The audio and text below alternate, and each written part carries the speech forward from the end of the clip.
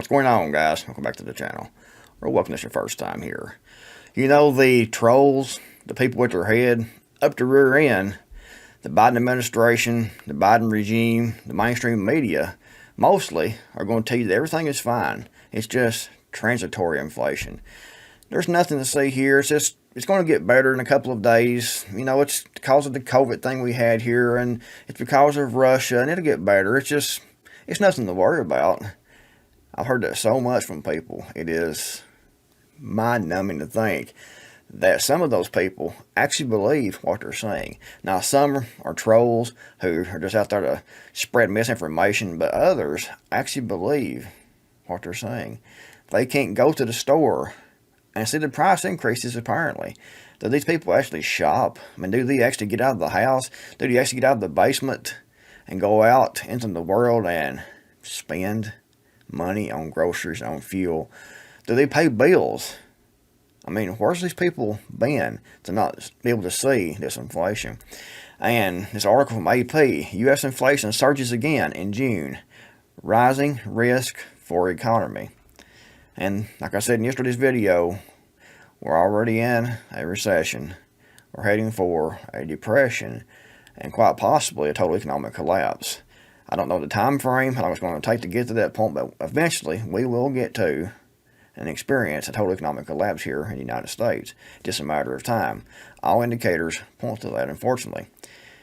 Washington AP, U.S. inflation surged to a new 4-decade high in June because of rising prices for gas, food, and rent, squeezing household budgets and pressuring the Federal Reserve to raise interest rates aggressively.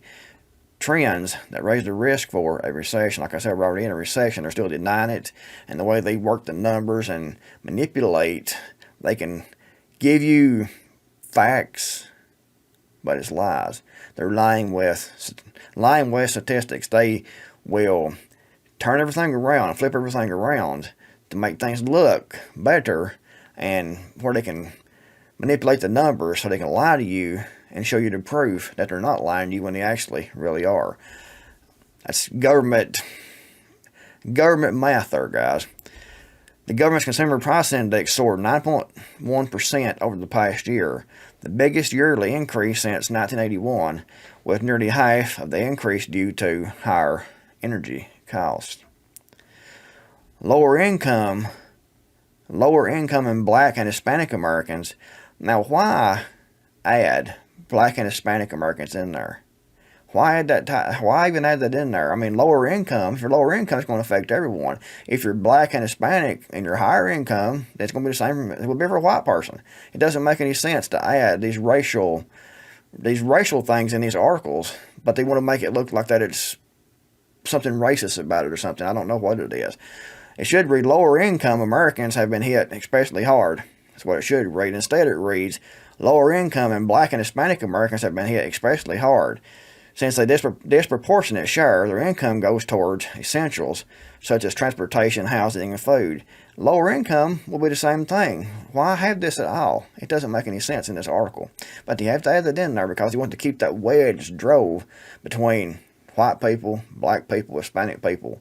That's what the mainstream media does, is drive that wedge. It gets on my nerves, guys, saying that stuff so much. We should all be Americans. It doesn't matter what color we are. If you're here and you're here legally and you're an American citizen, and we're all Americans. It don't matter if you're Black or Hispanic or whatever you are, an American.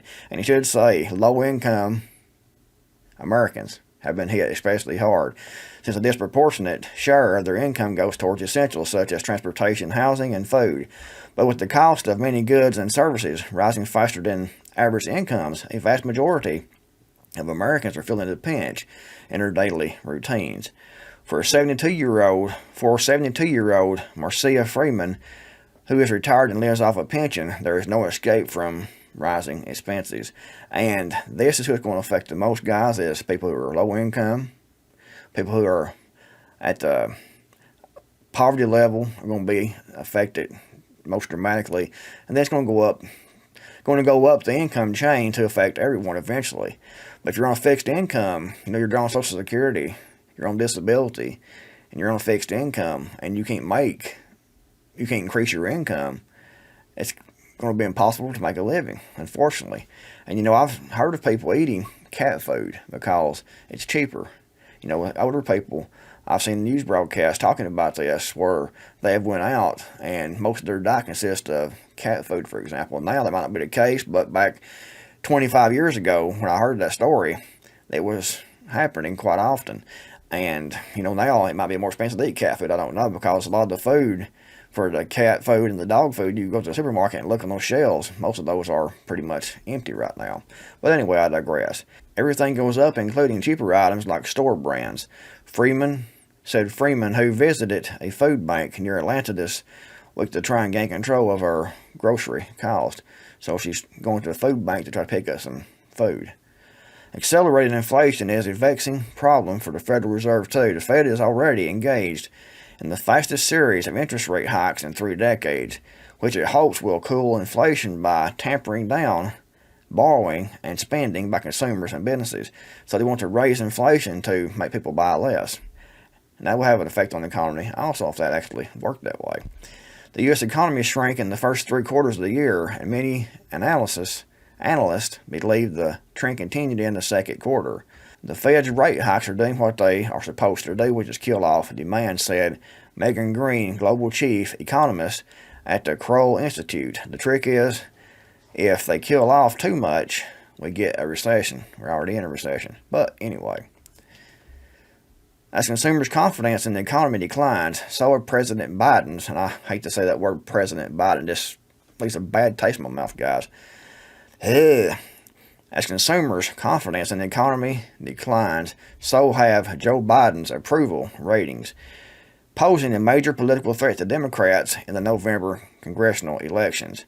40% of adults said in a June AP NORC poll that they thought tackling inflation should be a top government priority this year, up from 14% who said so in December. What they fail to realize, apparently, is that inflation is mostly caused by the people that are asking to fix the problem. But they don't see it that way. People think the government is there to help. The government is trying to help. They're trying to fix these things, and they're actually the ones causing these issues. While today's headline inflation readings is unacceptably high, it is also out of date, Joe Biden said Wednesday. All major economies are battling this COVID-related challenge. They're still blaming COVID. They're always blaming COVID. They're blaming the former administration. They're blaming Russia. They're blaming someone else. Blame. Never take any responsibility for their own actions. And it's that way with the Republicans and the Democrats. They both blame the other. They always blame something else instead of saying, it's my fault. We did it. Our policies did it. We got to reverse those policies to fix it. It's not going to happen because they're causing it on purpose, because they're trying to crash the dollar. The latest disappointing data on inflation came out at the onset of Biden's trip to the Middle East, where he will meet with officials from Saudi Arabia to discuss oil prices, among other subjects. And he's going to Saudi Arabia to beg Saudi Arabia to produce more oil because he cut the domestic production off here in the U.S. So cut production off here, go to Saudi Arabia, and beg the Saudis to increase oil production so we can buy more oil from them to enrich them further when we have all kinds of oil here that they refuse to use that resource here that we have. Doesn't make any sense, guys, but that's where we're at right now. This administration, the first day, shut down the pipeline. Now, he's going to Saudi Arabia to say, please increase production, to send us some more oil over here, some more oil and gas over here, because we're having a hard time over here. We have plenty in the ground, but we shut everything down, and we refuse to use our own, refuse to drill, refuse to run the pipeline or open it back up. We're shutting down all domestic production because we want to make you all wealthy. We want to give you all more power. That's pretty much what it is, guys. There's no other way of looking at it. That's what it is. They're shutting us off, making us weaker, and empowering our enemies. Republican members of Congress have blamed the higher prices on Biden's economic policies, specifically his $1.9 trillion financial support package approved in March. I remember a few months ago when Biden wanted to give Ukraine $33 billion in aid. He sent that to the Senate, and the Republicans in the Senate said that's not enough. We need to give them $44 billion. So the Republicans want to send another $10 billion to Ukraine over what Biden had already asked for. So they're all in it together. Republicans or Democrats are like this. They're all the opposite dirty side of the same coin. It's disgusting, to be honest about it, guys, the way politics actually works. Grocery prices have jumped 12% compared with a year ago, the steepest such climb since 1979. The biggest shock was energy prices, which soared 7.5% just from May to June. Gas prices have skyrocketed nearly 60% compared with a year ago. So anybody that can sit there and type in the computer, those trolls, or anyone that can actually tell you and actually believe the bullshit they're saying, that inflation isn't anything to worry about. It's just a little bit of inflation. It's normal. It's going to be transitory. It's going to go away. In 6 months, everything will be back to normal. Everything is great. Anyone who can tell you that is either a troll or a complete idiot. That's the simple facts of the matter. It is obvious what's going on. It's obvious that we're already in a recession, which they're denying. We're going into economic depression and most likely a total economic collapse. Anyways, guys, if you enjoyed the video and found it useful, give it a big thumbs up. Thanks for watching. And the Creekmore out here, and I'll see you all in the next video, hopefully.